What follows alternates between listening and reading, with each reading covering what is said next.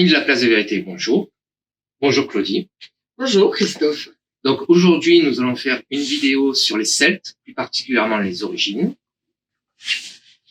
En effet, pas facile des fois de parler des Celtes parce que les origines, on n'a pas beaucoup d'écrits, on n'a pas beaucoup de traces. Et donc, quand on parle des Celtes, c'est tellement générique que difficile de les situer. Il faut savoir quand même qu'ils sont sur toute l'Europe. Donc, on va parler des Gaëls, on va parler des Slaves, on va parler Des Celtibères. Des Celtibères, voilà. C'est un petit peu pour situer le contexte, sachant que les Celtes, nous les trouvons plus facilement dans le sud de la France. La partie nord étant plutôt les Germains, les Slaves, voilà. Donc c'est un peuple qui est déroutant, qui appelle, qui est attractif. C'était attractif. Oui, c'est une culture très riche et une culture qui est apparue donc dans ce qu'on situe maintenant à peu près entre la Suisse et la Bavière. Donc c'est la civilisation dite de Hallstatt, qui date de entre 3000 jusqu'à 1200 avant Jésus-Christ. Donc c'est vraiment le berceau des proto-celtes et qui après s'est diffusé dans toute l'Europe, plus particulièrement dans ce qu'on appelle donc oui, pour nous les Celtes, le sud de la France, ils sont allés jusqu'en Espagne et aussi de l'autre côté jusqu'en Asie mineure, en passant par l'Europe centrale. Bon, ce sont des civilisations à la base indo-européennes qui ont fait la migration pour venir jusqu'en Europe, et après qui sont repartis dans leur contrée. Donc ça a été un phénomène soit de petite invasion, soit d'acculturation, des échanges commerciaux où les peuples se rencontrent, échangent divers procédés, divers produits manufacturés, des biens. Et à travers ces échanges, donc effectivement, il y a eu cette diffusion de cette civilisation, alors civilisation entre guillemets, dite celtique. Oui, tout à fait, parce que cette influence celtique, en fait, on la retrouve encore de nos jours. Bizarrement, il y a eu une influence énorme sur notre civilisation, puisque c'est passé sur les différentes époques. Nous avons effectivement encore cette culture maintenant, et on a donc cette souche caucasienne aussi qui est arrivée, voilà, on est vraiment dans cette époque de migration qui fait que il y a superposition de cultures, et ça je pense que c'est important parce que il n'y avait pas toujours cette notion de conquête ou de, voilà, c'est plutôt d'assimilation. D'ailleurs, la meilleure des preuves, c'est que de nos jours encore, c'est très à la mode voilà. Alors voilà, donc c'est important un petit peu de situer ce contexte historique pour savoir un petit peu d'où ils viennent. Voilà. N'est-ce pas ? Donc à travers les écrits, c'est vrai qu'on a très peu d'écrits au niveau des civilisations dites celtes en elles-mêmes, puisque c'était une tradition orale. Donc du coup, on a une vision tronquée à travers les écrits des Grecs et des Romains.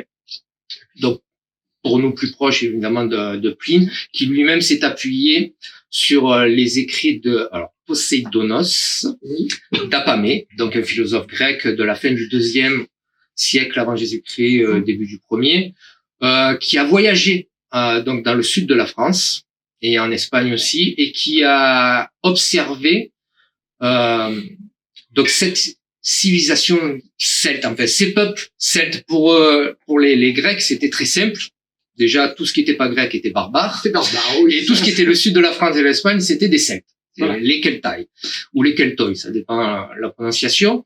Donc, à travers ces écrits dont s'est inspiré aussi César dans ses commentaires de la guerre des Gaules, Oui. donc, et aussi Pline, donc, on a des bribes d'informations, mais avec une vision ou grecque ou romaine. Alors, il vaut mieux prendre la version grecque parce que ça sera moins tronqué et plus près de la vérité, plus honnête, voilà, plus honnête, parce que les Romains sont quand même les envahisseurs, ils étaient là pour, ils sont colonisateurs, voilà. Eux, ils sont venus, César est venu pour prendre et pour imposer sa culture, et pour imposer la culture romaine et l'administration romaine, tout à fait. Donc au niveau des écrits, donc on a très peu de sources. Non, on n'a pas grand-chose. Il y a Hérodote. On peut parler d'Hérodote. Le premier historien. Le premier historien, bien évidemment, qui lui commence à aborder le problème des Celtes, mais il n'est pas trop, il sait pas trop. Alors il parle des Hyperboréens, voilà, c'est aussi cet amalgame. Ouais, c'est vrai que Claudie, pour Hérodote, le problème avec les Grecs, c'est qu'ils avaient une définition assez figée de la géographie humaine. En général, et même la géographie réelle, parce que il y a eu beaucoup d'erreurs, le sud, le nord de la France. Pour eux, pour résumer, donc les Scythes c'était l'Europe de l'Est, les Celtes c'était l'Europe de l'Ouest, et ça englobait vraiment tout le monde. Ils allaient pas au-delà. Après, c'était on rentrait dans le mythe, donc c'était les Hyperboréens, les contrées merveilleuses. Donc c'était assez difficile de calquer là-dessus notre géographie telle qu'on la connaît maintenant. Tout à fait. Et en plus, bon, je veux dire, à cette époque-là, les moyens, je dirais, la transmission était pas évidente parce que bon, on peut dire que les historiens de l'époque, il y en avait très peu. Il y avait pas grand monde, donc évidemment, on était un petit peu, c'est limité en matière de transmission, je veux dire. Donc voilà. Souvent, l'historien lui-même était géographe, était voyageur, c'était par rapport à ça. Et il n'avait pas tous les outils dont nous bénéficions pour tracer de bonnes cartes, pour bien situer, plus les histoires qu'il entendait à tel endroit qu'on lui rapportait. Pour lui, c'était la vérité, donc il retransmettait et c'était l'histoire entre guillemets. Oui, mais parce qu'il y a toujours ce fantasme. Justement, si on parle des Hyperboréens, on peut parler de Thulé, parce que l'esprit, c'était cette fameuse Thulé qui devait. C'est un mythe, quoi. Je veux dire, c'est quelque chose ils connaissaient pas. Donc, dans leur méconnaissance, faisait que il y avait le fantasme. Ce fantasme de se dire bon ben il y a des peuples étranges dans le nord, dans le grand nord. Évidemment, si on se positionne par rapport aux Grecs, on se positionne par rapport au Groenland par exemple, ça pose un problème. Pour eux, il n'y avait pas cette notion de continuité. C'était obligatoirement, voilà. C'est pour ça que de là d'ailleurs, je fais une petite parenthèse, de là a découlé le mythe d'Avalon, puisque bon, qu'est-ce qu'Avalon? C'est la fameuse île où on va aller finir nos jours. Voilà, ce mythe. Mais ça a été bien plus tard. Mais pour autant, c'est un mythe. Ça reste un rêve. Le rêve des gens de cette époque-là. Et d'ailleurs, ce rêve continue parce que la culture d'Hallstatt, donc après, à partir de la diffusion donc de ces peuples dits celtes, ils ont rencontré au fur et à mesure donc les restes des civilisations dites mégalithiques. Tout à fait. Tous ces Karnak, c'est Stonehenge quand on parle en Grande-Bretagne. Et l'assimilation qui a été faite par ces peuples a fait que de nos jours, on pense que c'est les Celtes qui ont fait ces pierres, alors qu'ils sont arrivés beaucoup plus tard. Les civilisations mégalithiques, c'est du moins 3000 avant Jésus-Christ. Les Celtes sont arrivés entre 2000 ans et 2500 ans après. Ils ont récupéré les sites parce que c'était des sites sacrés, donc ils ont compris que il y avait des forces, des énergies, surtout les druides, parce que c'était eux les oui, l'esprit, tout ce qui était religion, était conditionné par les druides. Donc, ils ont récupéré ces sites et par acculturation, on a cru souvent que c'était les Celtes qui avaient posé ces pierres, qui avaient fait ces sites, alors que c'est plus ou moins vrai souvent. Dû aux conditions climatiques, ils ont dû déplacer les mêmes. Oui, puisque on a la preuve qu'il y avait dans le sud de la Bretagne, on a découvert les mêmes sites de pierres levées. Alors un dans l'eau et un autre sur la terre ferme, 100 mètres plus loin. C'était dû en fait à une montée des eaux. Donc ils ont récupéré les mêmes sites et les ont déplacés parce que ils avaient bien compris que c'était des points d'énergie, des points de calendrier, souvent des points de calendrier. Absolument, des points de calendrier. Et puis on pense qu'il y a vraiment, on ne peut que déduire, parce que bien évidemment on n'a aucune preuve, mais on pense quand même qu'il y a eu vraiment une transmission quelque part qui s'est fait entre justement ces peuples, les mégalithes, pour aller vers le celtisme et vers ces peuples qui arrivaient dans nos régions, parce qu'il faut quand même pas perdre de vue que c'était des époques où on n'était pas surpeuplé. Donc, non, effectivement. C'est vrai que c'était pas, donc du coup, vraiment une invasion où c'était des déplacements de population. Et quand ils ont trouvé, donc avec l'augmentation, l'amélioration des cultures et tout, il y avait plus de monde qui arrivait. Et il phagocytait un peu déjà la tribu qui était sur place et récupérait ses savoirs, ses connaissances.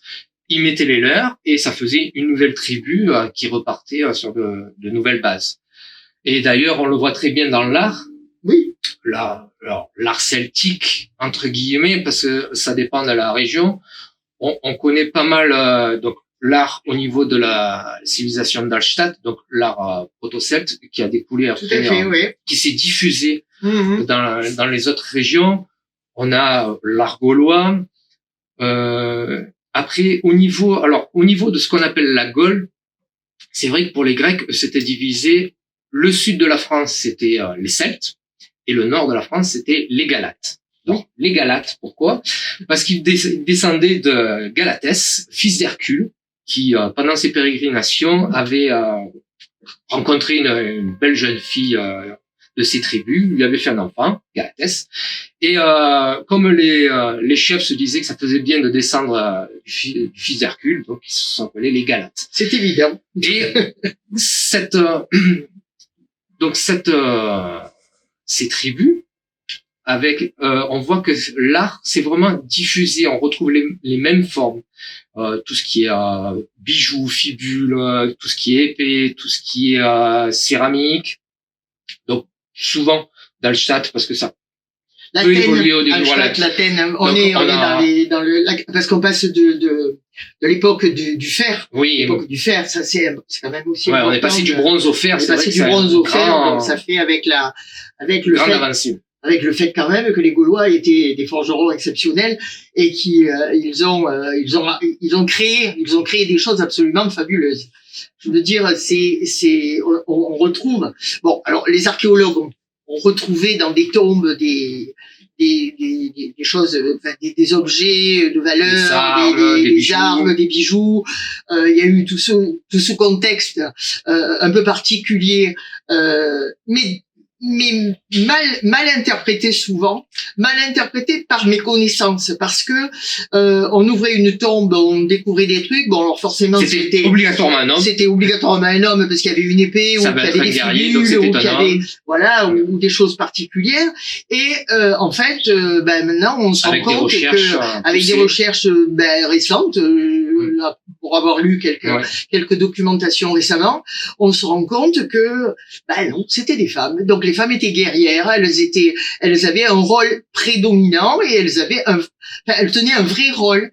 Oui, par exemple, quand l'analyse du calendrier de Coligny ou du cratère de Vix, je pense que par rapport aux scientifiques de l'époque, ça a été une vision, et il me semblerait opportun maintenant que tous ces artefacts qui sont dans nos musées et qui ont été découverts par les archéologues revisitent peut-être l'analyse qu'ils doivent en faire, parce que je pense que ça a été un peu simpliste. Oui, et puis je pense qu'il y en a beaucoup qui ont été oubliés dans des coins de musée, qui ont été délaissés au profit peut-être de choses effectivement de Rome ou de choses comme ça. C'est un art qui a été quand même bien méconnu. Voilà, donc je pense que effectivement, mais quand même, il y a eu une petite continuité qui s'est faite à travers les bijoux.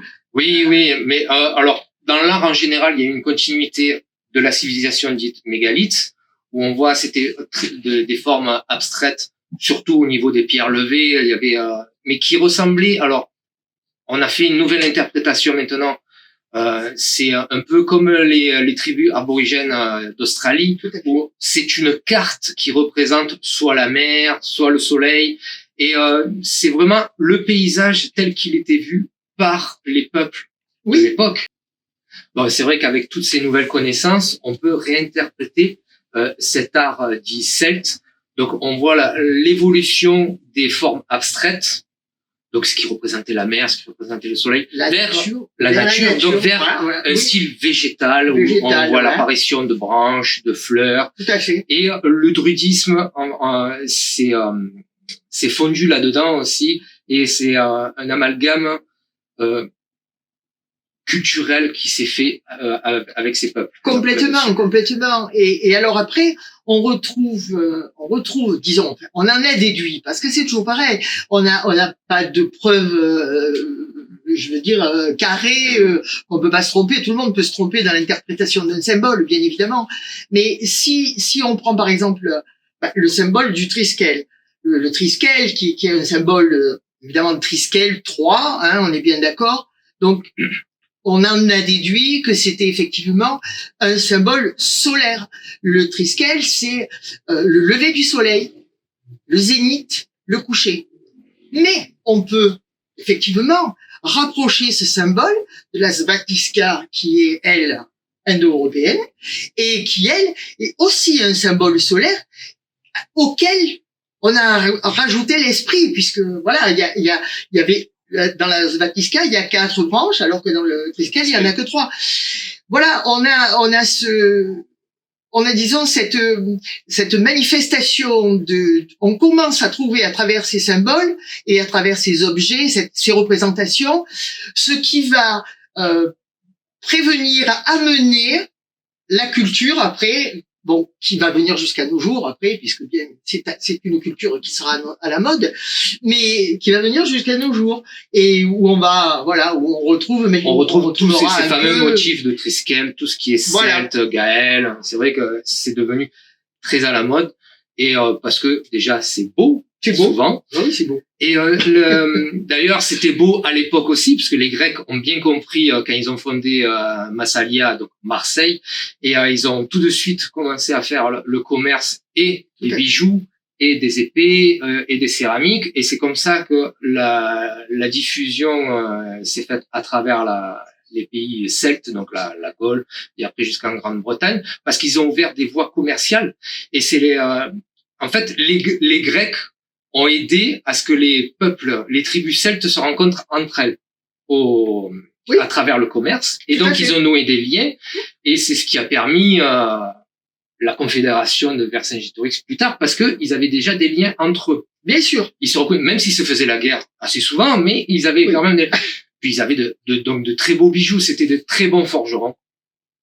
Des très bons bijoutiers pour les fibules notamment. Donc, c'est les petites broches qui était très simple au début, c'était juste vraiment l'attache du manteau, voilà, ou l'épingle de l'époque, l'épingle de l'époque. Et on voit que ça s'est perfectionné. Il y a même eu de la verrerie. Comme il y avait des matières premières qui étaient très rares, comme le corail de Méditerranée, qui coûtait très cher à faire venir.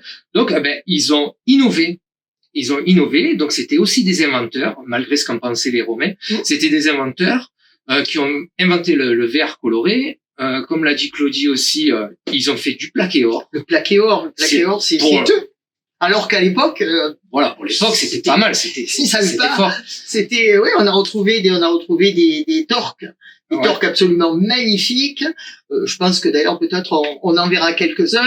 Alors, ils aimaient beaucoup l'or aussi. Donc, ils aimaient beaucoup l'or. Ils ont frappé monnaie, en se basant sur, la monnaie de Philippe de Macédoine, donc, et ils l'ont arrangé à leur sauce parce que il y a pas de représentation pour les druides, comme c'est une civilisation de l'oralité, donc il y a pas de représentation de l'être humain et tout. Donc ça a été transformé au fur et à mesure. On reconnaît que c'est des pièces grecques d'origine, mais qui ont été transformées au fur et à mesure pour que ça soit plus stylisé, plus fantasmagorique, où il y avait un buste humain mais un corps d'animal, ou alors il y avait du style végétal. Le style végétal aussi qui était bien représenté. Donc ils étaient réputés aussi pour leurs épées. C'était de très beaux mercenaires. Ils ont été pris comme mercenaires. C'est pour ça qu'ils sont arrivés aussi entre le 3e et le 2e siècle jusqu'aux portes de Rome qu'ils ont failli raser. Mais ils étaient très réputés pour leurs épées. Comme c'était de très bons forgerons, ils ont inventé, et ça, je pense que peu de personnes le savent, ils ont inventé la moissonneuse. Alors, on a retrouvé parce qu'ils avaient inventé la roue ferrée. Oui. Donc, on a retrouvé des chariots avec juste 2 roues, un plateau et un système pour couper les épis.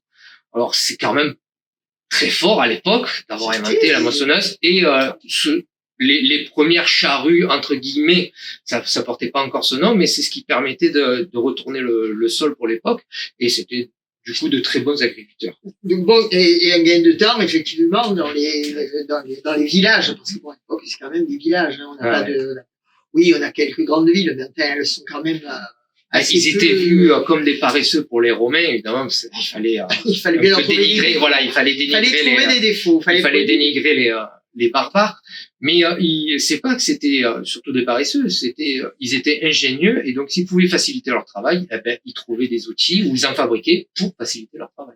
On retrouvera ça un petit peu dans la philosophie dont on vous en parlera un petit peu tout à l'heure, parce que c'est vrai que on retrouve un petit peu cet esprit, l'esprit de se faciliter la vie.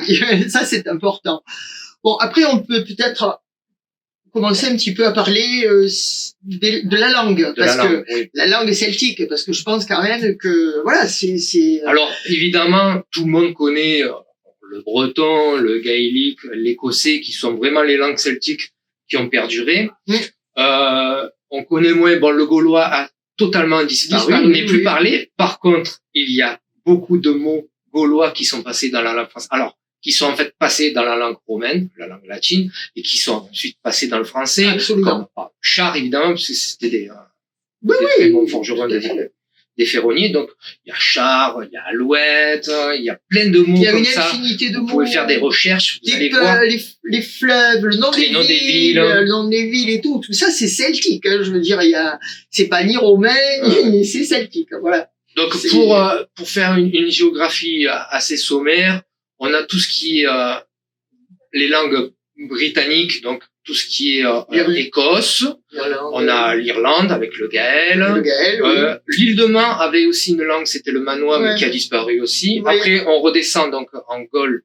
C'est donc il y a le breton qui est resté. Oui. Qui a évolué, mais qui est resté. Il a évolué, voilà. Donc le gaulois a disparu. Absolument. Et donc après toutes les racines qui ont été diffusées à travers les autres langues. Absolument. Voilà, on a trouvé. Alors après, sachant toujours que les langues actuelles ont été, même par exemple chez les Gallois ou les contes, enfin les histoires, disons, ont été adaptées après par rapport au langage de maintenant, quoi. Disons. Oui, c'était très difficile parce que donc comme c'était une tradition orale. C'est une tradition orale et donc ils ont mis par écrit ce qu'ils avaient entendu. Ils ont mis par écrit. Alors après, qui dit on met par écrit dit interprétation obligatoirement. Et perte parce que dans le principe on perd forcément quelque chose. Et c'est bien dommage qu'il n'y ait pas eu d'écrit, mais bon, c'était comme ça. Mais ça nous laisse quand même une belle base pour avoir une idée des différents mythes et des différents récits. Alors, de nos jours, on a retrouvé, par exemple, l'essentiel à travers un petit peu les mythes et les légendes. Oui, donc ce fameux poète Silius Italicus du 1er siècle après Jésus-Christ dans la Phonica, donc qui parle de cette volonté de mourir au combat. Dans la gloire, parce que pour les Celtes, particulièrement pour les Gaulois, parce que c'était ceux qui étaient plus en relation avec les Romains, mais pour la civilisation celte, il fallait se battre, prouver sa valeur, et ne pas s'attacher à l'existence terrestre. Ça n'avait pas d'importance. Absolument, mais de toute façon, il y a ce dualisme bien-mal qui n'existe pas. Avant le christianisme, je veux dire, le Celte, pour lui, il est amoral, le Celte. Il pense à lui, il pense à son bien-être, il pense à la possibilité qu'il a d'être ce qu'il est. On est dans l'instant présent. On est dans l'instant présent. On n'est pas dans, voilà, il y a pas une culture de l'après, la mort. On le voit.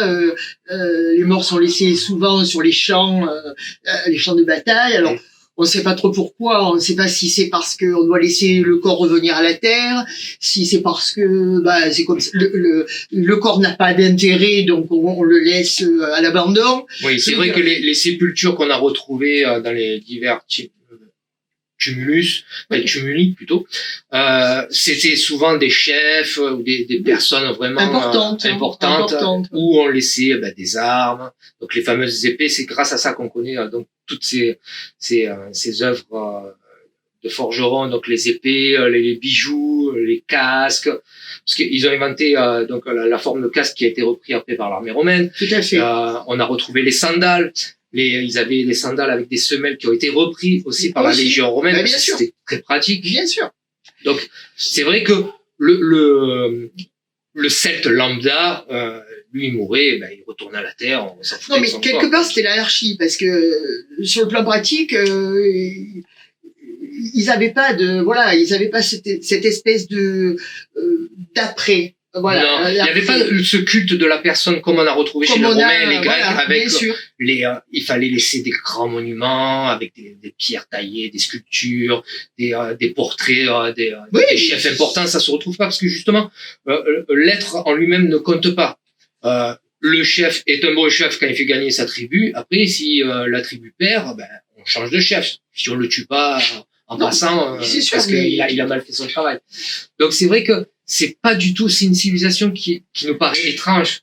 Je trouve qu'ils sont hyper modernes. Ils ont un appétit de liberté. Voilà, ils sont libres. Ouais. Le Celte, c'est un homme libre. Il a pas de contraintes et il en veut pas en plus. Hein. Je pense que ça, c'est ça.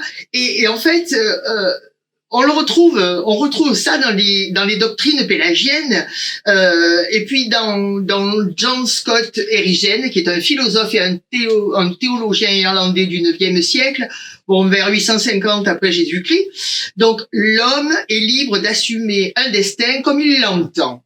Peu importe ce que pense son voisin. Il est amusant de noter qu'il a été traité d'hérétique, évidemment, à son époque, et que le pape Benoît XVI, donc, c'est à côté de chez nous, l'a réhabilité en 2009. Donc, cette philosophie celtique, elle apparaît elle apparaît comme une recherche de liberté individuelle essentielle. Ce que recherchent beaucoup de personnes de nos jours maintenant. C'est vrai qu'on est dans une société qui devient de plus en plus individualiste et de ce côté-là, on rejoint ce côté celtique où c'est l'individu qui prime. Sauf que nous, on est attachés au bien matériel, alors que le Celte, il mourait quoi. C'était, il y avait plus rien quoi. Voilà, c'est pour ça que finalement, alors j'en déduis, mais ça c'est un point de vue tout à fait personnel, j'en déduis que probablement c'est ce qui attire peut-être à notre époque certaines personnes de remettre au goût du jour cette culture. On voit un peu tout n'importe quoi, bien évidemment. Le néo-celtisme, voilà, c'est un peu amusant, mais à travers ce que on vient de dire, c'est effectivement une recherche qui est intéressante parce que c'est une remise en question de soi-même et la recherche de la liberté qui ne veut pas être libre. Je pense que c'est important. Oui.